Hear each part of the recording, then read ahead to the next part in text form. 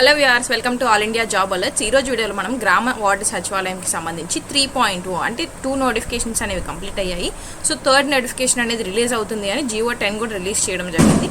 ఇందులో ఎలాంటి వేకెన్సీస్ ఉన్నాయి, ఎలాంటి పోస్ట్స్ ఉన్నాయి, అలాగే ఎన్ని పోస్ట్తో వేకెన్సీస్ అనేది రావచ్చు అనేది ఈ రోజు వీడియోలో అసలు మనం డీటెయిల్గా చూద్దాం. రైట్, సో ఇది వచ్చేసి మనకి రిలీజ్ చేసినటువంటి అఫీషియల్ నోటిఫికేషన్ అనమాట. ఇది గవర్నమెంట్ రిలీజ్ చేయడం జరిగింది. ఎప్పుడు రిలీజ్ చేసింది అంటే 28th ఆగస్ట్న ఈ యొక్క నోటిఫికేషన్ అనేది రిలీజ్ చేయడం జరిగింది అనమాట. ఓకే, మరి ఏమేమి ఇచ్చారు? ఫస్ట్ గ్రామ వార్డు సచివాలయం గురించి కనుక మనం చూస్తే ఇప్పటి వరకు 2 నోటిఫికేషన్స్ అనేవి కంప్లీట్ చేయడం జరిగిందనమాట. ఫస్ట్ నోటిఫికేషన్ వచ్చేసి 2019లో ఇచ్చారు, సెకండ్ నోటిఫికేషన్ వచ్చేసి 2020లో ఇచ్చారు. థర్డ్ నోటిఫికేషన్ అనేది అంటే గ్రామ వార్డు సచివాలయం 3.0 అని చెప్పేసి 2025లో ఇస్తారు అనేసి కూడా రీసెంట్గా చాలా వరకు న్యూస్ అనేది మనం వింటున్నాం. రైట్, మరి ఒక గ్రామ వార్డు సచివాలయంలో అసలు ఏం ప్రొవైడ్ చేస్తారు అంటే 540 సర్వీసెస్కి సంబంధించి ప్రజలకి అందించడం అనేది జరుగుతుంది ఫ్రమ్ వేరియస్ డిపార్ట్మెంట్స్. ఎన్ని డిపార్ట్మెంట్స్ నుంచి అంటే 35 డిపార్ట్మెంట్స్ నుంచి 540 సర్వీసెస్ అనేవి ప్రజలకి అందించడం అనేది జరుగుతుంది. సో ఈ యొక్క 3 నోటిఫికేషన్స్లోనూ ఈ యొక్క సర్వీసెస్కి సంబంధించి రిక్రూట్మెంట్స్ అనేది తీసుకోవడం జరిగిందనమాట.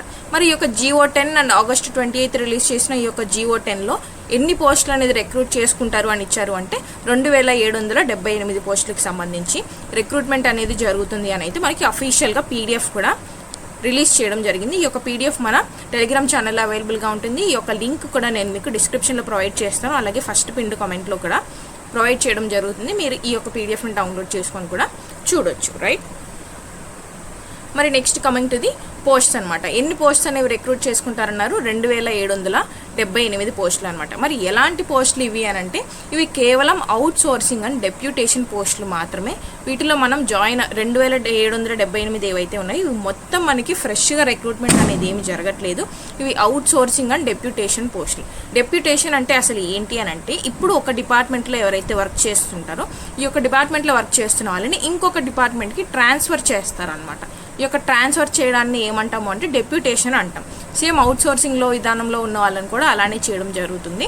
ఇలా చేయాలి అని చెప్పి ఇచ్చిన నోటిఫికేషనే ఈ యొక్క గ్రామ వార్డు సచివాలయం 3.0 నోటిఫికేషన్. అంతే తప్ప ఈ మొత్తం పోస్టులు ఏదైతే ఇచ్చారో ఇవన్నీ కూడా ఫ్రెష్ వేకెన్సీస్ కాదు.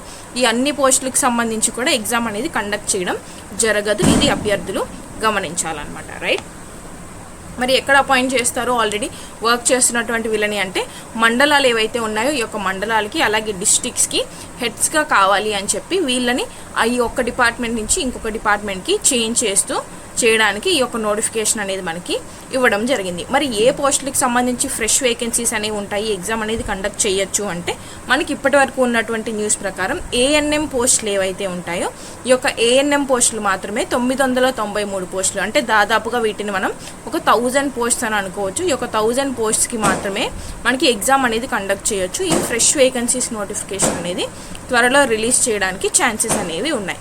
సో ఎవరికైతే ఈ యొక్క ఎగ్జామ్కి సంబంధించి ఎడ్యుకేషన్ క్వాలిఫికేషన్ ఉందో మీరు ప్రిపరేషన్ అనేది స్టార్ట్ చేసుకోవచ్చు. మరి నెక్స్ట్ ఇంకేం పోస్టులు ఉన్నాయి అంటే అవుట్ సోర్సింగ్లో మనం కనుక చూసుకుంటే 26 పోస్టులు ఉన్నాయి. ఏ పోస్టులు ఉన్నాయి అంటే ఆఫీస్ సబార్డినేట్కి సంబంధించి 26 పోస్టులు కూడా ఉన్నాయి అని చెప్పి మనకి ఈ యొక్క నోటిఫికేషన్లోనే ఇవ్వడం జరిగింది. అది కూడా నేను మీకు ప్రెజెంట్ చేస్తాను. మరి శాలరీ ఎంత ఉంటుంది అంటే 15,000 ఉంటుంది ఈ యొక్క ఆఫీస్ సబార్డినేట్ పోస్ట్కి. దీనికి కూడా అఫీషియల్గా నోటిఫికేషన్ అనేది రిలీజ్ చేసి ఎగ్జామ్ కూడా కండక్ట్ చేయొచ్చు. రైట్, మరి మనకు ముందు కండక్ట్ చేసినటువంటి ఈ యొక్క సెక్రటరీ పోస్టులు కావచ్చు, వెల్ఫేర్ అసిస్టెంట్ కావచ్చు, మహిళా పోలీస్ కావచ్చు, సర్వేయర్ కావచ్చు, వెటర్నరీ అసిస్టెంట్ కావచ్చు, ఈ పోస్టులన్నీ ఉండవా మరి నెక్స్ట్ రాబోయేటువంటి గ్రామ వార్డు సచివాలయం 3.0 నోటిఫికేషన్లో అంటే ఇవన్నీ పోస్టులకు సంబంధించి అయితే పోస్టులు అయితే ఖాళీగా ఉన్నాయి అని కూడా మనకి న్యూస్ లేదు, ఇస్తాము అని కూడా మనకి నోటిఫికేషన్లో ఎక్కడ మెన్షన్ చేయలేదు. ఇస్తే బిలో 100 లోపలే వేకెన్సీస్ ఏమైనా ఉంటే అవన్నీ మనకి కలెక్ట్ చేసి ఒక నోటిఫికేషన్ ఇవ్వచ్చు. కానీ ఇంతకు మించి అయితే హ్యూజ్ రిక్రూట్మెంట్ ఉంటుంది. లైక్ 2019లో జరిగినట్టు కావచ్చు, 2020లో జరిగినట్టు కావచ్చు, హ్యూజ్ రిక్రూట్మెంట్ ఉంటుంది అని అయితే ఆశలు అయితే లేవన్నమాట. రైట్, ఇది నేను మీకు ఇందాక చెప్పినటువంటి ఆఫీస్ సబార్డినేట్ అనమాట. ఈ యొక్క ఆఫీస్ సబార్డినేట్ పోస్టులు ఏవైతే ఉన్నాయో ఇవి మాత్రమే అవుట్ సోర్సింగ్ విభాగంలో, అది కూడా 15,000 శాలరీ అనేది దీనికి ప్రొవైడ్ చేయడం జరుగుతుంది. ఎన్ని పోస్టులు ఇస్తారు అంటే 26 పోస్టులకు గాను ఈ యొక్క నోటిఫికేషన్ అనేది ఇవ్వడం అయితే జరుగుతుంది. మరి ఏ డిపార్ట్మెంట్లో ఇస్తారు అంటే Panchayati Raj and rural development డిపార్ట్మెంట్లో ఈ యొక్క నోటిఫికేషన్ కూడా రిలీజ్ చేయడానికి ఛాన్సెస్ ఉన్నాయి. ఎందుకంటే అఫీషియల్ నోటిఫికేషన్లోనే మనకి మెన్షన్ చేశారు కాబట్టి ఈ యొక్క నోటిఫికేషన్ అనేది అయితే వస్తుంది. అలాగే దీంతో పాటు ఏఎన్ఎంకి సంబంధించిన నోటిఫికేషన్ కూడా రిలీజ్ అవ్వడానికి ఛాన్సెస్ అయితే ఉన్నాయి. Right,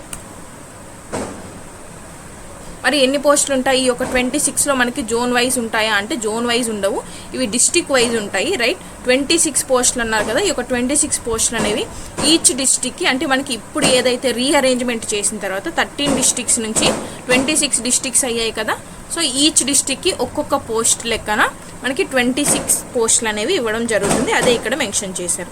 so number of post per district వచ్చేసి 1 ఉంటుంది, టోటల్ 26 కాబట్టి 26 డిస్టిక్స్ అనమాట. అవుట్ సోర్సింగ్ విభాగంలో ఈ యొక్క పోస్ట్ని ఫిల్ చేయడం అయితే జరుగుతుంది. మరి కట్ ఆఫ్, ఒకవేళ ఎగ్జామ్ కనుక మనకి కండక్ట్ చేస్తే కట్ ఆఫ్ అనేది అంటే ఏఎన్ఎంకి సంబంధించి కావచ్చు, లేదంటే ఈ యొక్క ఆఫీస్ సబార్డినేట్కి సంబంధించి కావచ్చు.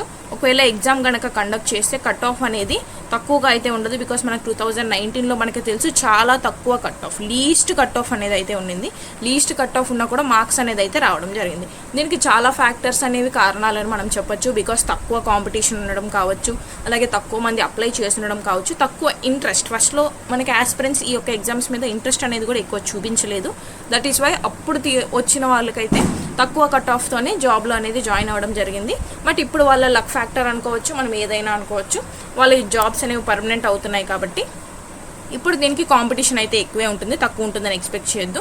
సో కాంపిటీషన్ ఎక్కువ ఉంటుంది కాబట్టి కట్ ఆఫ్ కూడా ఆటోమేటిక్గా ఎక్కువే ఉంటుంది అనమాట. అండ్ శాలరీ కూడా we can expect more salary because permanent jobs కాబట్టి శాలరీ కూడా అబౌవ్ 30,000 ఈ యొక్క జాబ్స్కి ఉండడం అని అయితే ఉంటుంది.